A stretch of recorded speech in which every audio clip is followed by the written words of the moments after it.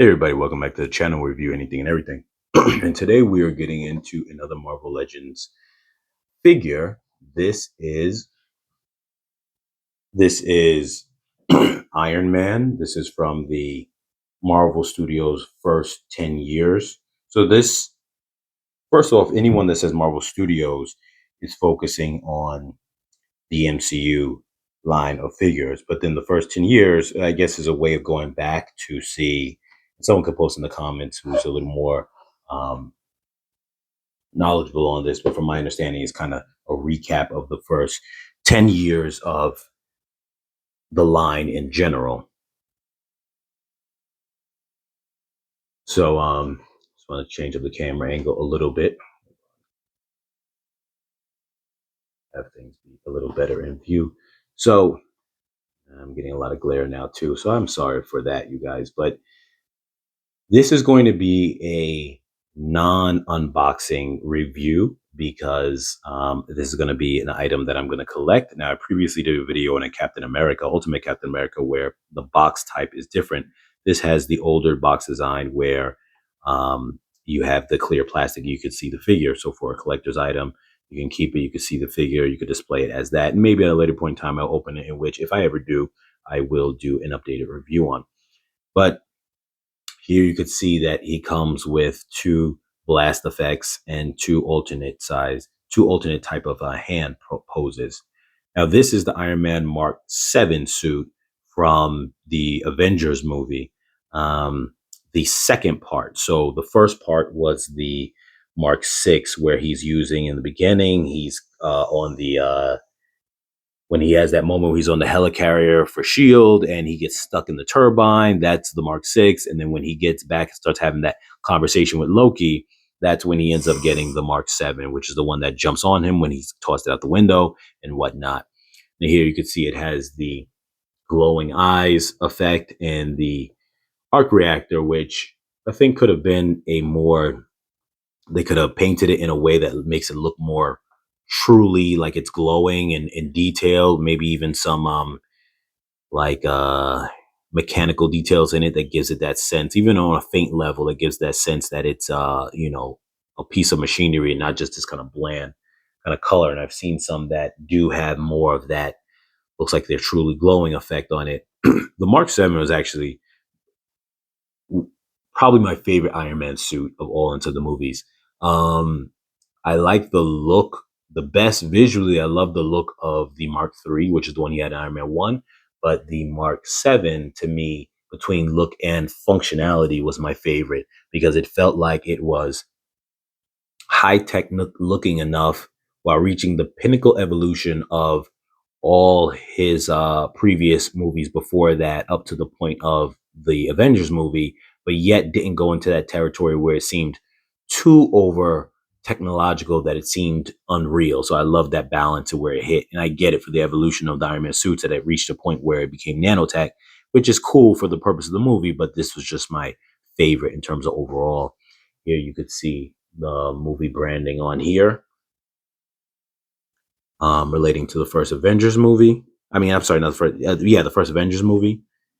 Here you have also from the first Avengers movie the poster, 2012 when it first came out. Three. I don't know if this is the Wave 3, if that's what they mean. But here you see it says in English, Iron Man Mark 7, equipped with a mighty vibranium arc reactor and enhanced flight capacities. The Mark 7 is fully loaded, rapid deploy suit built for heavy combat. Now, I actually never knew that his arc reactor was a vibranium arc. Um, I don't ever remember hearing that inside the movie. If you guys have, just comment down below because I don't remember that actually.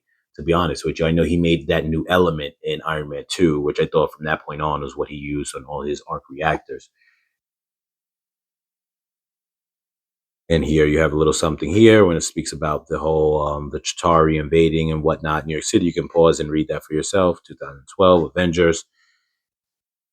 Um, Yeah, so I really like this figure. I was happy to be able to get it. I'm going to put a link in the description. You can purchase it on Amazon. Because it's a little bit of an older figure, and this is a late to the party type of review, This figure does go for right now, the timing of this video, about $40. So if this is like one of your favorite Iron Man, like for me it is, then I get it. If not, it's expensive. If that's not part of the hobby for you, you know, well, I guess anyone who's watching this now, and if you're into figures, you're gonna know. If you're into the hobby, you may not mind paying. If not, then like you'll probably pass and just find a different Iron Man to purchase. Which later I'm gonna do a review on a more modern line Iron Man that actually will run you about $24, which will just stay tuned for.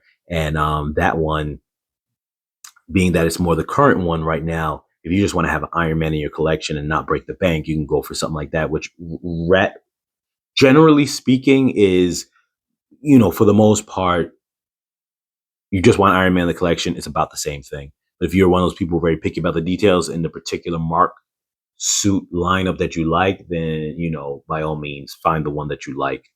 Um, Very posable. Obviously, anyone who's familiar with the Legend series, very posable. You can articulate it in ways where you want to have that particular pose, like maybe when he drops down and kneels down with one arm and one knee on the floor. You can do that. You can have flight poses, assuming that you have like a clear stand to put him on that holds him up into a flight position. You can have him shooting with this hand and that version to have it like where he's shooting. So you have a bit of options there when it comes to that. Um, what's interesting is this hand right here looks like it can come off that little piece padding there.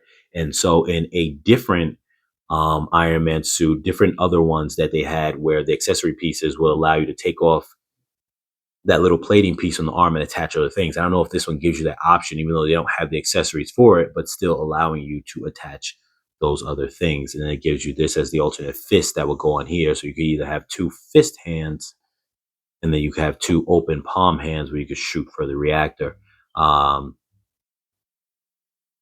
The palm, what do you call those? Palm reactors, arc reactors, or repulsar blast, whatever the case is. So anyway, but yeah, you guys. So that was just a quick look at this non-unboxing review of this Marvel Legends figure.